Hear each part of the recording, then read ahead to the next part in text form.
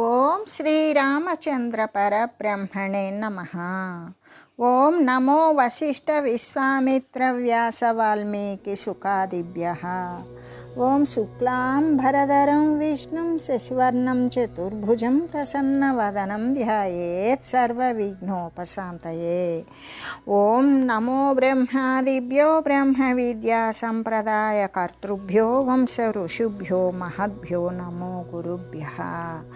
ఓం శ్రీరామో రామభద్రశ్చ రామచంద్రశ్చ శాశ్వతః రాజీవలోచన శ్రీమాన్ రాజేంద్రో రఘుపుంగవః.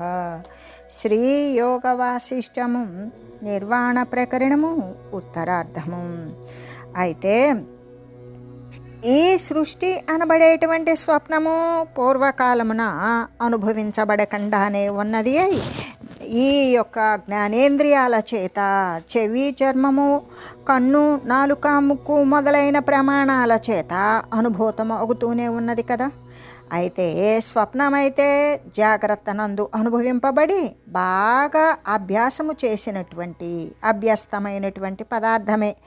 ఆ పదార్థమే సంస్కార మాత్రము చేత అక్కడ కనిపిస్తూ ఉన్నదే అవుతూ ఉన్నది. ఈ విషయమునందు సర్వజనాలకి కూడా అనుభవ సిద్ధమై ప్రసిద్ధమై ఉన్నది కదా అని చెబుతూ, కాబట్టి ఏది జాగ్రత్తో అదే స్వప్నము అనేటువంటి బౌద్ధుల యొక్క కథనము కూడా ఇక్కడ సరి అయినది కానే కాదు. ఎలాగంటే, ఒకవేళ గనక ఏది జాగ్రత్తో అదే స్వప్నము అనేది నిజమైనట్లయితే స్వప్నమందు మరణించి శ్మశానంలో దహింపబడినటువంటి మనుజుడు మరలా కూడా ఉదయాన్నే ఎలా కనిపిస్తూ ఉన్నాడు? కాబట్టి చైతన్యం యొక్క సాక్షాత్కారత్వ క్షణికత్వాది కల్పన చేత ప్రపంచమునకు ఈ స్వప్నము అనే పోలిక సిద్ధించడం లేదు.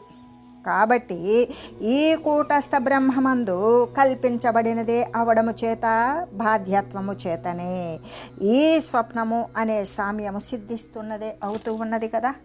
స్థూల శరీరం లేనటువంటి వాడు అంటే స్థూల శరీర రహితుడు, సూక్ష్మ శరీరధారి అయినటువంటి వాడే కదా జీవుడు. ఆ జీవునికి స్వప్నస్థితి లేదు అనే చార్వాకుల కథనం కూడా ఏమాత్రమూ సరి అయినది కాదు.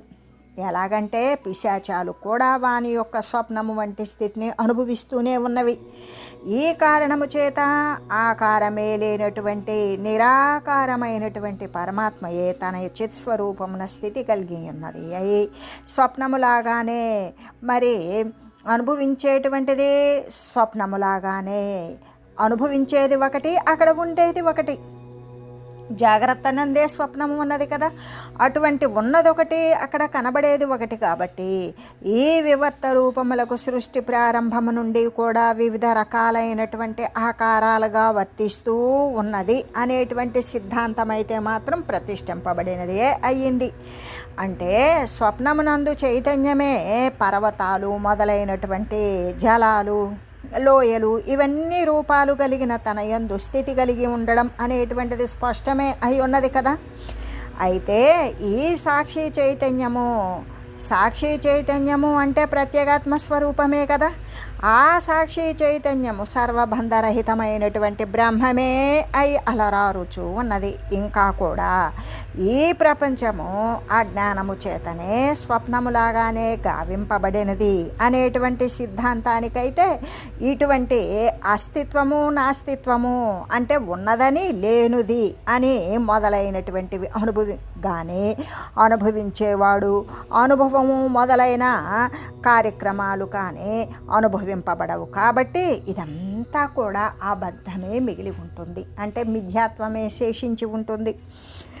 అంటే సద్రూపంగా అసద్రూపంగా విజృంభించేటువంటిది, మాటలకు గోచరము కానటువంటిది, అంటే వచించి తెలియజేయడానికి సాధ్యము కానటువంటిది, అనిర్వచనీయమైనది, కేవలము తన యొక్క స్వానుభవ వేద్యమే, తన యొక్క అనుభవానికి మాత్రమే తెలిసేటువంటిది అగు ఈ జగత్తు అజ్ఞాన దశయందే అనుభవించబడుచు ఉన్నది. కానీ ఆత్మజ్ఞానము కలిగిందా ఇక ఇదంతా కూడా అనుభవించబడకుండానే ఉంటుంది.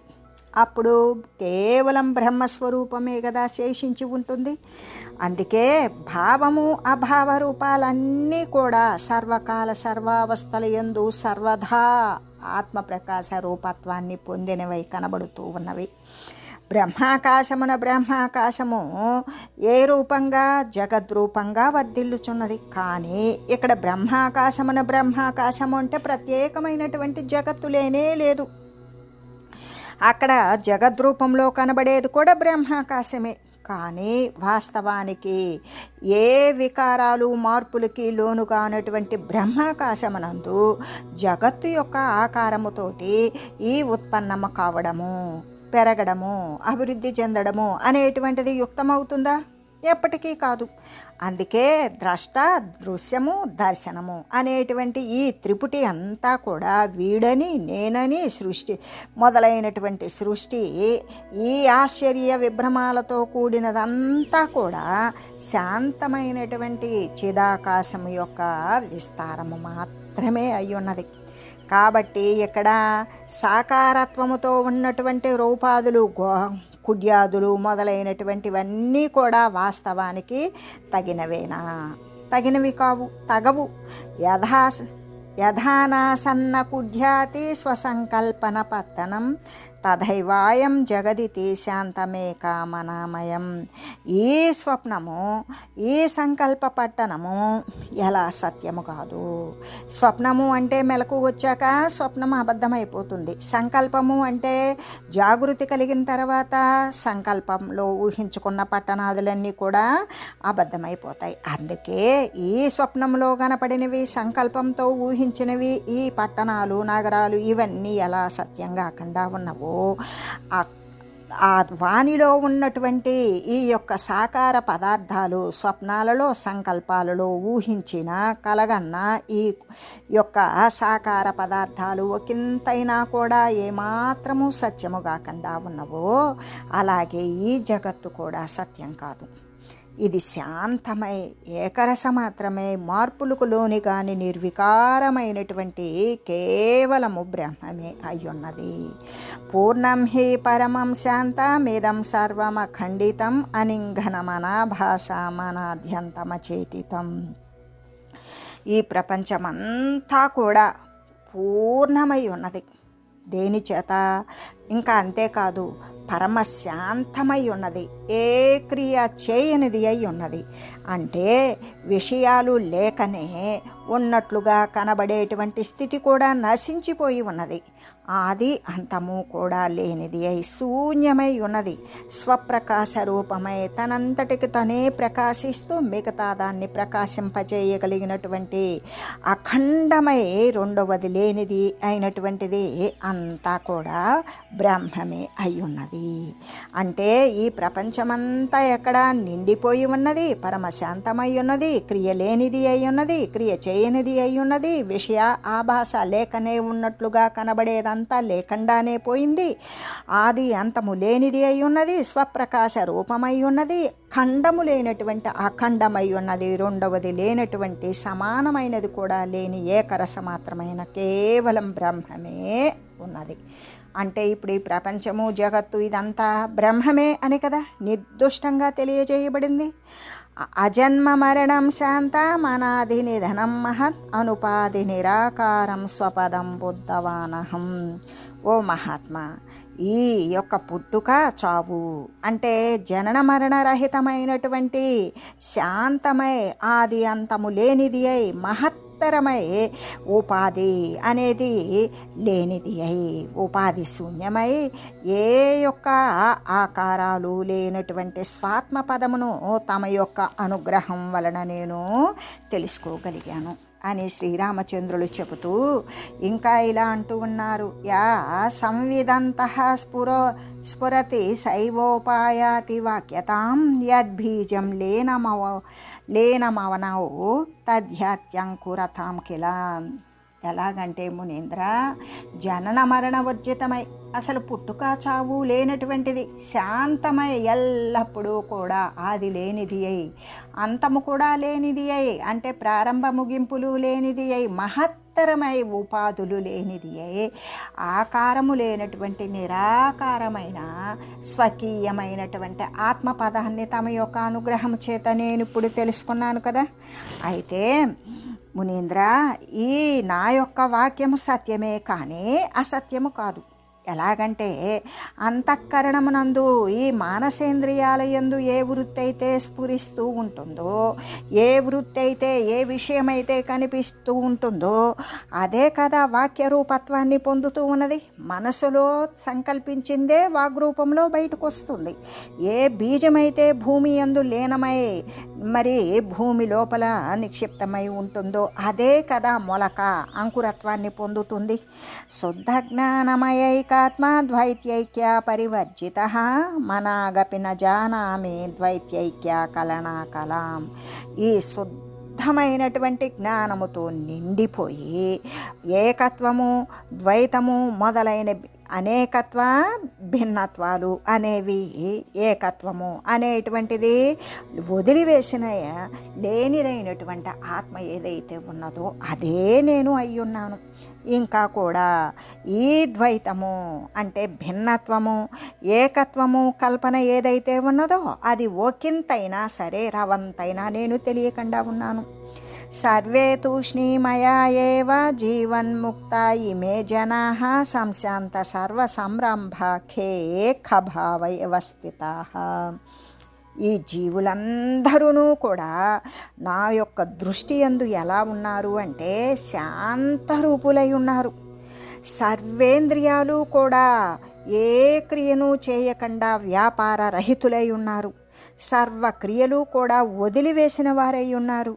బ్రహ్మమాత్రత్వము వలన కేవలము ఇదంతా బ్రహ్మమాత్రము తప్ప మరొకటి రెండవ వస్తువు లేని కారణము చేత సర్వేక సమస్త జనుడు జీవన్ముక్తులై ఉన్నారు. ఆకాశమున శూన్యత్వములాగానే, ఆకాశము అంటే ఏమీ లేని దానిలాగానే బ్రహ్మమునందు వేరు స్థితిని పొంది ఉన్నారు. జగత్స్పర్శ మహారంభమపి తూష్ణీం ఇదం స్థితం చిత్రం భిత్తా వివకృతం మనోరాజ్య ఇవోదితం. ఈ శబ్దము, స్పర్శము, రూపము, రసము, గంధము అనేటువంటి ఈ యొక్క గుణాలతో కూడుకొని ఉండి వివిధ రకాలైనటువంటి మహాకార్యాలు ఆరంభాలతో కూడుకొని ఉన్నప్పటికీ కూడా ఈ జగత్తు నా దృష్టి ఎందైతే మౌనముగానే, అంటే ఎలా ఉన్నదంటే భిత్తి మీద చిత్రములాగా, అంటే గోడ మీద వేసినటువంటి బొమ్మలాగానే ఉన్నది. ఇంకా అది లేకనే ఉన్నట్లుగా ఆభాస మాత్రముగా మనోరాజ్యములాగానే, అంటే మానసిక సంకల్పంలాగానే ఉదయించినది అయి ఉన్నది. ఎలాగంటే ఈ జగత్తంతా కూడా శబ్దస్పర్శ రూపరసగంధాది యుక్తమైనటువంటి అనేక కార్య సంరంభాలతో కూడినప్పటికీ కూడా నా దృష్టి ఎందైతే గోడ మీద వ్రాయబడినటువంటి చిత్తరువులాగానే, మనోరాజ్య సంకల్పంలాగానే మౌనముగా సర్వక్రియలు నశించిపోయినటువంటి స్థితిని పొంది ఉన్నది అని చెబుతూ శైలాది ఓత్కీర్ణ సమం కథాయామివ వర్జితం శంభరేణ రచితం వ్యోమ్ని స్వప్న ఇవోదితం. ఇంకా కూడా ఈ జగత్తు శిలయందు చెక్కబడిన విగ్రహములాగానే ఉన్నది. కథలో చెప్పబడినటువంటి కథయందు వర్ణించబడినటువంటి వృత్తాంతములాగానే ఆకాశమున శంభరాసురుని యొక్క మాయ చేత నిర్మించబడినటువంటి దానిలాగానే, ఇంకా స్వప్నములాగానే ఉదయించినదిగా నాకు కనబడుతూ ఉన్నది. కాబట్టి కిల స్వప్నవదే వేదం సర్గాదావేవ భాతియత్ అభిత్తికం నిష్ప్రతిఘం జగత్కేవాస్య సత్యత. ఓ మహాత్మా, ఏదైతే సృష్టి ప్రారంభమునందే స్వప్నములాగా కలలాగా ఉదయించినది అసలు ఎటువంటి ఆలంబన ఆధారము లేనిది నిరాకారమై ఏ ఆకారము లేనిది అయి కనబడుతూ ఉన్నదో అటువంటి దీని యందు ఇంకా అసలు సత్యత్వము అనేది ఉన్నదా? లేదు కదా. జగద్బుద్ధావిదం సత్యం పరిజ్ఞానవతో మృషా బ్రహ్మాత్మకం ఇదం బ్రహ్మ శాంతే శాంతం పరాంబరం. ఈ జగత్తు అజ్ఞాని దృష్టి ఎందైతే ఎలా ఉన్నది? సత్యమై ఉన్నది. అదే వివేక దృష్టి ఎందైతే అబద్ధమై మిథ్య అయి ఉన్నది. ఏ యొక్క అశ్వర వస్తువులను ప్రాపంచక సంబంధమైన దృష్టి కలిగిన అజ్ఞాని దృష్టి యందు ఈ జగత్తు సత్యమై నిజమై ఉన్నది. అదే సర్వాత్మస్వరూపమైన పరమాత్మయే సత్యము, సర్వేక సమస్తము, కనబడేదంతా కూడా వచ్చిపోయేటువంటి అనిత్య వస్తువులు అని భావించి పరమాత్మ మాత్రమే నిత్యము, సత్యము, శాశ్వతము అని తెలిసినటువంటి వివేక దృష్టి ఎందైతే ఈ జగత్తు మిథ్య అయి ఉన్నది. అంటే బ్రహ్మస్వరూపాన్ని చూసేటువంటి వాని యొక్క దృష్టి యందు బ్రహ్మమే అయ్యున్నది. భూమికల ఆరోహణ క్రమము చేత, భూమికలు అంటే సప్తజ్ఞాన భూమికలు. సప్తజ్ఞాన భూమికలు అన్నప్పుడు శుభేచ్ఛ, విచారణ, తనుమానసి, సత్వభక్తి, అసంశక్తి, పదార్థాభావని, తుర్యగా అనేటువంటి 7 రకాలైనటువంటి భూమికలు, ఆ యొక్క పాత్రతలు, ఆ యొక్క ఆరోహణ అనేటువంటిది కాకుండా ఆరోహణ క్రమం క్రింది నుండి పైకి జ్ఞాన మార్గంలో పయనించడం. ఈ విధంగా ఆరోహణ క్రమము చేత ప్రశాంతిని పొందేటువంటి మనుజుని యొక్క దృష్టి యందు ఎలాగంటే ఇది క్రమంగా కూడా శమించిపోతుంది జగత్తు అనేటువంటిది. చివరకు మహాకాశములాగానే శూన్యముగా పర్యవసించున్నది అయి ఒప్పుచూ ఉన్నది అని చెబుతూ, ఎలాగంటే ఈ జగత్తు దృశ్యబుద్ధి కలిగినటువంటి అజ్ఞానికి సత్యమై ఉన్నది కదా. వివేకవంతులకైతే ఇదంతా అబద్ధమై ఉన్నది. బ్రహ్మరూపముగా చూసేటువంటి వానికి అంటే సర్వేక సమస్తము కూడా ఈ బ్రహ్మరూపముగా చూడడం కోసం వాడు అనేక రకాలైనటువంటి జ్ఞాన మార్గాల్లో 7 రకాలైనటువంటి భూమికలను అనుసరిస్తూ తుర్యగా స్థితి చెందినటువంటి వానికి మాత్రమే సర్వేక సమస్తం బ్రహ్మస్వరూపముగా చూడగలుగుతాడు. అదే కదా శుభేచ్ఛ అంటే సామాన్యమైనటువంటి జగత్తు యందు నివసించు శరీరము సత్యము, జగత్తు నిత్యము అని భావించేటువంటి వానికి ఒకానొక శుభ సందర్భంలో శుభేచ్ఛ అంటే అందరూ మహనీయులు ఏమని చెప్తూ ఉన్నారు, సత్శాస్త్రాలు ఏమని చెప్తూ ఉన్నాయి, బ్రహ్మసత్యం జగన్మిథ్య అని తెలియజేస్తూ ఉన్నవి. అయితే అటువంటి బ్రహ్మసత్యము జగన్మిథ్య అంటే కనబడనటువంటి బ్రహ్మం ఏ విధంగా సత్యము, కనబడేటువంటి జగత్తు శరీరాలు ఏ విధంగా అసత్యము అనేటువంటి ఆలోచన కలుగుతుంది. అయినా అంతర్లీనంగా సర్వవ్యాపకంగా ఉన్నటువంటి పరమాత్మ వస్తువు సత్యము అని చెప్తూ ఉన్నారు. దానిని గురించి తెలుసుకోవాలి. అంటే వీరు ఇన్ని రకాలుగా శాస్త్రాలు అవే చెప్తున్నాయి, వేదాలు అవే తెలియజేస్తూ ఉన్నాయి. మహనీయులు, పెద్దలు, సద్గురువులు అనేటువంటి వారు ప్రతి ఒక్క సజ్జనులు కూడా సత్తునందు పర్యవసించేటువంటి ప్రతి ఒక్కరూ కూడా సాధు పురుషులు పరమాత్మ తత్వమే సత్యము అని చెప్తూ ఉన్నాయి.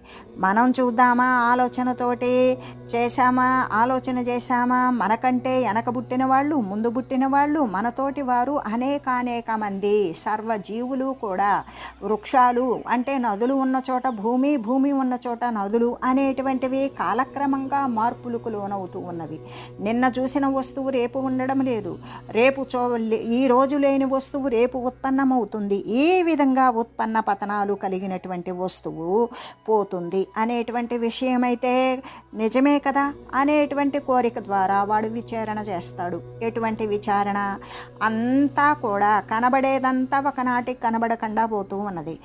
ఈరోజు కనబడింది రేపు కొత్తది ఉత్పన్నమవుతోంది అనేటువంటి విచారణ ద్వారా ఏం చేస్తాడు? తను మానసి అంటే తనువు మనసుని గురించి విచారిస్తాడు. విచారించి పెద్దలను ఆశ్రయిస్తాడు. పెద్దలను ఆశ్రయించి ఆ యొక్క సత్తును గురించి, సత్తు సారవంతమైనటువంటి పరమాత్మ తత్వము, ఆ తత్వమే మరి మనము, నేను ఈ శరీరము సత్యము కాదు, ఎలా వచ్చిందో అలా కాలక్రమంగా మార్పులకు లోనైపోతుంది అనేటువంటి విషయం వాడికి పెద్దల ద్వారా శ్రవణము, మననము, నిధిధ్యాసనము అనేటువంటి దాని ద్వారా వానికి గనక ఆ విధంగా రూఢిపడిందా, ఇక ఈ యొక్క జగత్ సంబంధమైన విషయాల పట్ల, ఈ మిథ్యా వ్యాపారాల పట్ల మోహజాలముతో కూడినటువంటి కోరికలు నశించిపోయి వానికి ఈ దృశ్యమాన వస్తువుల పట్ల, దేహము పట్ల ఆసక్తి నశిస్తుంది. ఎందుకు? వాని ఆసక్తి అంతా కూడా సత్య వస్తువునందు నిలబడి ఉన్నది, అంటి ఉన్నది. అక్కడ ఆసక్తి ఉన్నప్పుడు ఇక్కడ విరక్తి పుడుతుంది. ఈ విరక్తి ద్వారా తనను తాను మరిచిపోతాడు. సర్వేక సమస్తమైన పాంచభౌతిక నిర్మితమైన దేహాలను, తత్సంబంధమైన పదార్థాలను కూడా వాడు భావించడం ఆపివేస్తాడు. అంటే పూర్తి స్థాయిలో కూడా వానికి విరక్తి, వైరాగ్యము అనేది ఉద్భవిస్తుంది. దాని ద్వారా తన శారీరక సంబంధమైనటువంటి క్రియలను భావించడం కూడా, అంటే శ్వాస తీసుకుంటున్నామా, శరీరం నడుస్తుందా లేదా అనేటువంటి శారీరక స్పృహను కోల్పోయి సమాధి స్థితి యందు నిలబడివి బ్రాహ్మీ స్థితిని పొందేటువంటిదే తుర్యగా అనేటువంటి ఈ విధంగా, అంటే ఒకదానిని ఒకటి ఆరోహణ క్రమంగా శుభేచ్ఛ, శుభకరమైనటువంటి కోరిక, ఆ కోరిక ప్రకారం విచారిస్తాడు. తర్వాత తనుమానసి అనేటువంటి దానిని, తనువును, మనసు ఇవన్నీ జడస్వరూపాలు అని భావిస్తాడు. తర్వాత సత్తు మాత్రమే సార వస్తువు, శాశ్వత వస్తువు అని భావిస్తాడు. తర్వాత ఇక ఈ దృశ్యమాన సంబంధమైన వచ్చిపోయే స్థితి కలిగినటువంటి చావు పుట్టుకులకు లోనై సంసార పరిక్రమ జరుగుతూ ఉన్నటువంటి ఈ భ్రమంతా కూడా నశింపజేసుకొని ఈ వస్తువుల పట్ల, స్థిరము కాని వస్తువుల పట్ల ఆసక్తిని వదిలేసి వాని ఆసక్తి అంతా రాని పోని శాశ్వతమైన, నిత్యమైన, పరంజ్యోతి స్వరూపమైన పరమాత్మ స్వరూపమునందు అంటి ఉంటాడు. ఈ విధంగా ఈ దృశ్యమాన సంబంధమైన దేహము, లోకము సంబంధితమైనటువంటి ఏ పదార్థము కూడా భావించడం, సంకల్పించడం లాంటిదే లేకపోయినప్పుడు తన శారీరక అవసరాలు, ఈ యొక్క పాంచభౌతిక నిర్మితమైన దేహాన్ని కూడా వాడు, పంచభూతాలని ఏ విధంగా మరి విస్మరించాడో దాని సంబంధితమైనటువంటి దేహంతో కూడా వానికి నిమిత్తం ఉండదు. అప్పుడు పోని వాని జీవిక అనేటువంటిది కొనసాగినంతసేపు ఆ శరీరం ఏదో ఒక విధంగా పోషింపబడుతుంది. అన్యుల ద్వారానో, పరమాత్మ ద్వారానో, ప్రకృతి ద్వారానో పోషింపబడుతుంది. ఎందుకు? వాని యొక్క శారీరక పదార్థం అనేటువంటిది ప్రకృతి సంజనితం, ప్రకృతి ద్వారా ఉత్పన్నమైనది కాబట్టి. అందుకే అది ఎలా అయినా సరే వాని జీవిక కొనసాగినంతసేపు ఆ శరీరం అలా ఎక్కువ తక్కువల మీద కొనసాగిస్తూ ఉంటూనే ఉంటుంది. కానీ వాడు మాత్రం మానసేంద్రియాలు మొత్తం కూడా పరమాత్మ యందే లీనం చేసి పరమాత్మ స్వరూపుడే అవుతాడు. అదే తుర్యగా అనేటువంటి ఈ యొక్క సప్తజ్ఞాన భూమికల యొక్క ఆరోహణ క్రమం చేత ప్రశాంతిని పొందే మనుజుని దృష్టి యందు క్రమంగా కూడా శమించిపోతుంది. ఏంటి? జగత్ సంబంధమైనటువంటి వాసన. ఎప్పుడైతే ఆ బ్రహ్మరూపముగా చూడగలుగుతాడో అంతా బ్రహ్మమే అయి ఉంటుంది కదా. ప్రశాంతుడైనటువంటి ఆ తత్వజ్ఞానికి, శాశ్వత పరమాత్మ తత్వమునందు స్థిరపడినటువంటి వానికి శాంతమైన చిదాకాశమే అయి ఉంటుంది. సర్వ ఏవ ఇమే భావాః సహస్తావర జంగమాః అస్మదాదయ ఆకాశం జగజ్ఞా విషయం తదా.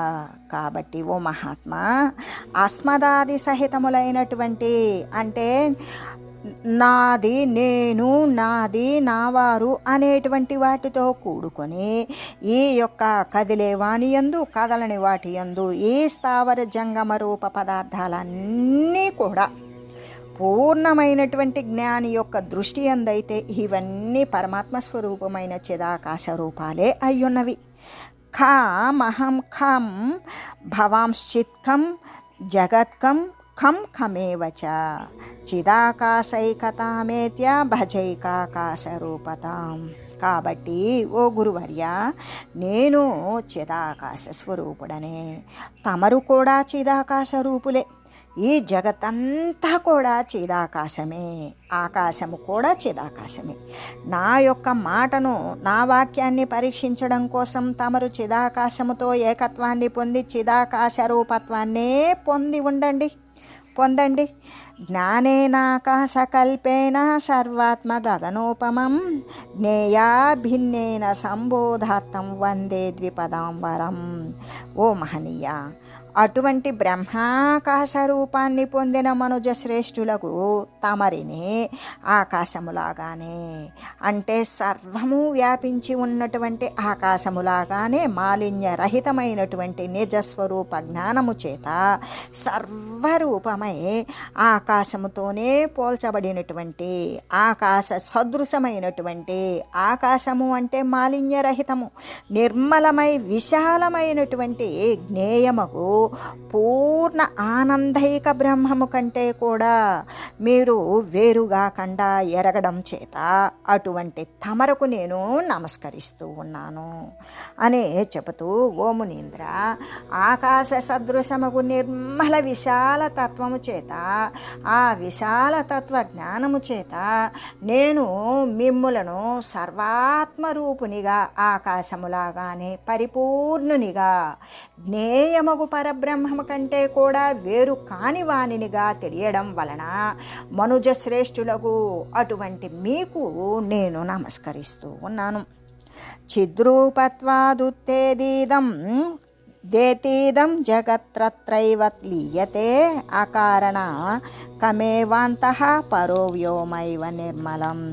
కారణం లేకుండానే ఈ జగత్తు చిద్రూపము నుండి ఉత్పన్నమగుచూ ఉన్నది. మళ్ళీ కూడా ఎక్కడ నుండి ఉత్పన్నమైనదో, చిద్రూపం నుండే కదా ఈ యొక్క జగత్తు ఉత్పన్నమైనది అని చెప్పుకున్నాం. ఎక్కడ నుండి ఉత్పన్నమైనదో అక్కడనే, అంటే ఆ చిద్రూప బ్రహ్మమునందే లయిస్తూ ఉంటుంది. దీనికి ఒక కారణం లేదు. కాబట్టి ఇది మాలిన్యరహితమైనటువంటి నిర్మల చిదాకాశ రూపమే అయి ఉన్నది, కానీ జగత్తు మరొకటి కాదు కదా. ఏతత్ సర్వపదాతీతం సర్వశాస్త్ర కళాతిగం పదమాసాధ్య ద్వంద్వం త్వమాకాశాత్మకో భవః. కాబట్టి ఓ మునీంద్ర, సమస్త శాస్త్రాలతో కూడా కూడినటువంటి, అంటే సమస్త శాస్త్రాల యొక్క యుక్తులను ఉపాయాలను అతిక్రమించి వెళ్ళేటువంటిది, సర్వ పదాలకు కూడా అతీతమైనది, మరి భిన్నత్వము ద్వంద్వము రెండు అనేటువంటిది లేనటువంటిది అగు పదమును పొంది, అంటే బ్రహ్మత్వాన్ని బ్రహ్మపదాన్ని పొంది తమరు ఎల్లవేళలా ఏది భూత భవిష్యత్ వర్తమాన కాలాలయందు జాగ్రత్త స్వప్న సుషుప్తి అవస్థలయందు సదా సర్వత్రా సర్వకాలములయందు కూడా చిదాకాశ రూపులే అయి ఉన్నారు. అహం జగచ్చనోపాద పాణ్యాదిన ఘటాది చ సర్వమాకాశమాకాశమే వాచ్యం సూక్ష్మచిద్ భవేత్. నేను నా యొక్క చేతులు కాళ్ళు మొదలైనటువంటి అవయవాలు, బాహ్యములో ఉన్నటువంటి ఈ బయట కనపడేటువంటి కుండలు వస్త్రాలు మొదలైనటువంటి పదార్థాలు మొదలైనవన్నీ కూడా, అంటే మనుజులు కానీ అవయవాలు కానీ ఇతరత్ర వస్తువులు మరే పదార్థాలు మొదలైన సమస్త జగత్తు కూడా వాస్తవానికి ఉన్నదా అంటే లేదు కదా. ఇదంతా మరి ఎలాగంటే ఇదంతా కూడా మహానిర్మలమై అతి సూక్ష్మమైనటువంటి చిదాకాశమే అయి ఉన్నది, కానీ ప్రత్యేకంగా ఏమీ నేనని వస్తువని అదని ఇదని సర్వేక సమస్త జగత్తుగా కనబడేది ఏది కూడా విచారించి చూచినప్పుడు విచారణలో భాగంగా వాస్తవానికి ఏమీ లేదు. సర్వాపహ్నవయేవాయం మయాయో దర్శితస్తవ సవింధ్యో వాదినాం వాదేష్వాత్మా జ్ఞానేషు రాజతే.